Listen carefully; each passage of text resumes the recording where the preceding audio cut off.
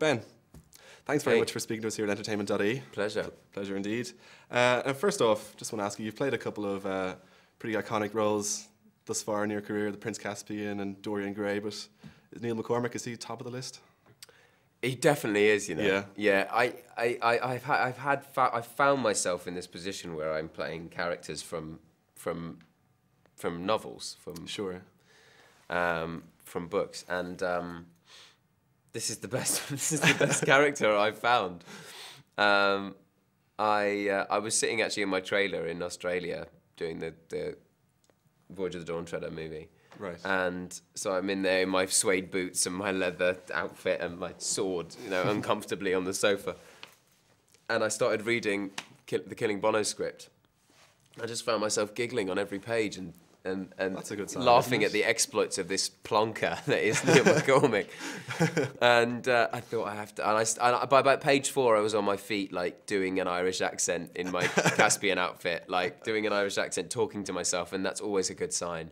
So, when you can't help but test out how you do the lines, like on your first read of something, which you shouldn't really. You should just read it and then. Yeah. But when you can't help it, you know it's something you've just got to. I'm sure you could have actually worn some of the Prince Caspian outfits to the fashion of the 80s in Dublin. No one would have noticed. No one would have noticed batted an eyelid. And I've seen a couple of Neil's videos online, and he pretty much wore that. Extraordinary. Yeah. Some of their photo shoots, we did one photo shoot, Robbie and I, that was an exact copy of one of theirs. We felt like such idiots. It was a different time, though. It was a different time. It was a different time. Did you spend any time like trying to mimic the real Neil, or did you just kind of, or is the Neil on the page is different to the Neil in reality? They're not that different. I think Neil would suggest they were more different than they actually are. Yeah. But they're not. I mean, he slightly characterised himself in his book. I mean, he's quite self-deprecating. In real life, I think he believes it actually even more, which is actually kind of funnier. But the director Nick wouldn't let me meet Neil. Oh, really? No. So he said not until afterwards? He said he's too annoying. If you met him and tried to play it like he actually is, no one would get through 2 hours of the movie. So I wasn't... And then he came, though. I was quite nervous when he came to set, though, because I was like, if you show him any of what we've been doing... He's going to pull the plug. He's going to punch me in the face. Like, I've been making him into a total plonker. But he's been very good-natured about it, and he kind of just wrote the book and then let it go. But he's been a success, you know, because he's a major kind of journalist in London now, and he's written a book which has been turned into a film about his life, and he's not even famous. So that's pretty good going. It's pretty good going. Yeah. So he's made it in the end. So we didn't feel too sorry for him. Yeah. But yeah, and I was very conscious to, you know, you can't watch a film if the kind of lead character is not sympathetic at all. If you don't relate to the struggle, and I think there's millions of people out there who probably have that dream of that hasn't come true for whatever reason. Absolutely, it's something a lot of people can identify with. And it's about in failure. Any industry, really. You know, I completely relate to it. In the first 6 months of my career, I couldn't get an audition or a job or an agent or any of that stuff, and it's very frustrating because you feel like you've got so much to give, and you don't know where to start. Yeah. And it can go on and on like that. And I happen to have been extraordinarily lucky with someone seeing me in a play and putting me in a big movie, and that gives you opportunities. But it doesn't happen like that door doesn't open for everybody. Exactly, it's just, you know, in many cases, just good fortune. I mean, you have to back it up eventually with talent. I mean, you look at U2. I mean, you know, Neil and Ivan had their fair share of shots, I think, as you'll see in the movie, but they just didn't really have that factor. Yeah, exactly. They just wanted it because they wanted to be like U2, and they wanted to be like Wham, and they wanted to be like the Stones, and they wanted to be like Sting and the Police, and they couldn't decide what they just go for it, whatever it was, and that's not really the right reasons to be doing it. Yeah. Speaking of the music in the film, do you have any background in music whatsoever? Are you ever a performer of any sort? I did so many different types, which I think probably stood me in good stead for this. I mean, when I was at school, I played the drums in a jazz orchestra, and I used to do Sinatra tribute concerts. I used to sing them. Yeah. And we did soul nights, some rock nights, and all that. Did it fulfill any sort of dream, actually getting up on stage in front of 200 completely? extras? I think everyone, particularly film actors, secretly harbour delusions of being rock stars. But to put on those leather trousers and get the eyeliner on, the guyliner on, and the long wig, and do lunges in front of screaming women, even if they happen to be extras who are paid to scream, that's hardly the point. It still counts. Scream is a scream, if you ask me. It still counts. And this movie is obviously, it's quite Irish-centric.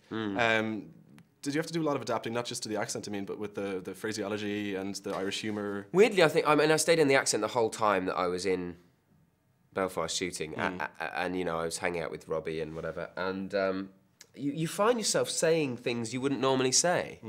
I'd find myself coming in the morning, "Morning, Robbie, what's the crack? How's it going so far?"